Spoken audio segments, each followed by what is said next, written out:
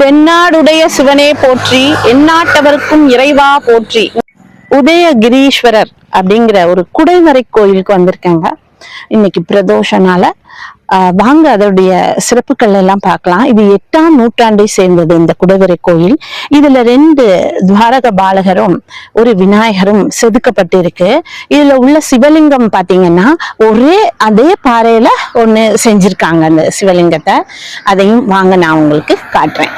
இது மதுரையில் குன்னத்தூர் அப்படிங்கிற இடத்துல இருக்குது. மதுரை மாவட்டம்தான். சமணர் மலை இருக்குது பின்னாடி.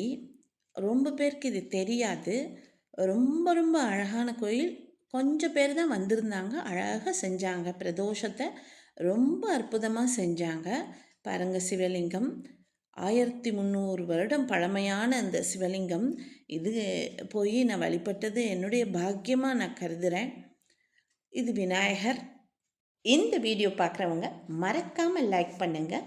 மேலும் இது போன்ற வீடியோக்களுடன் உங்களுடன் நான்